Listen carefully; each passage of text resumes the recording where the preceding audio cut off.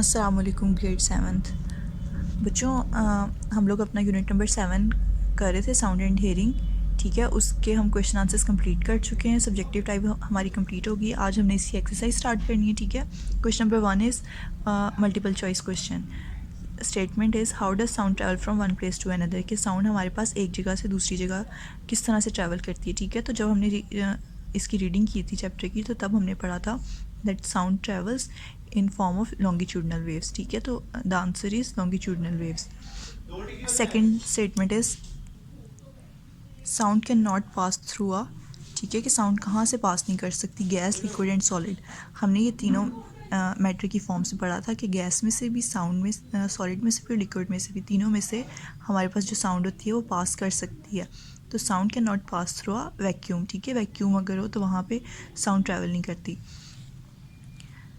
Third हमारे पास statement है sound wave can be modelled by a slinky spring. ठीक है, इस तरह से एक स्प्रिंग है हमारे पास, slinky spring. A wavelength in this model, अब जो वेव लेंथ होगी इस तरह के मॉडल में वो क्या होगी।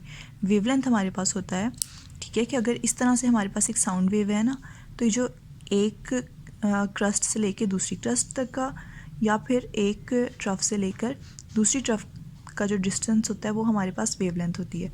ठीक है, तो जब हम स्लिंकी स्प्रिंग की बात करेंगे, यहाँ पे हमारे पास ऑप्शंस हैं the distance between a rarefaction and a compression, the length of one compression, the length of one rarefaction, या the distance between two rare fraction.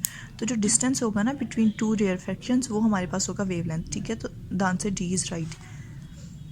Now sound is measured इन, अब sound को हम किस unit में major करते हैं ये हम बहुत बार पढ़ चुके हैं। Sound is measured in hertz.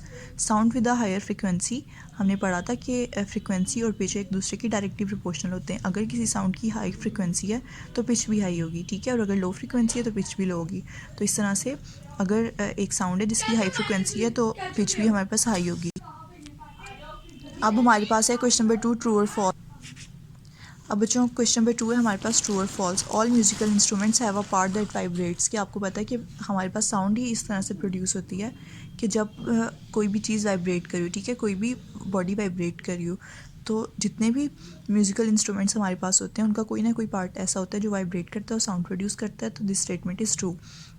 Now, sound only spreads in one direction from a musical instrument. Now, no, sound can spread in all directions from a musical instrument. So, this statement is false. Third one is inside a speaker is a cone which moves backward and forward, creating sound waves in the ear. This is true. ठीक है. Now, fourth is echoes are produced by sound reflecting off soft surfaces. Echoes are produced by sound reflecting off hard surfaces. So, this statement is false. Now the fifth one is the regular upward and downward movement of a weight on a string is called an oscillation. So this is true. Now students, we have filling the blanks of this chapter. So number 1 is sounds are produced when something vibrates.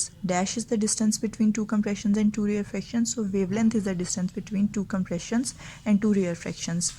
And dash is a regular backward and forward movement, and oscillation is a regular backward and forward movement. Now fourth is the speed of sound is about dash meters per second. So the speed of sound is about 330 meters per second. Fifth one is sound below 20 hertz are called infrasounds.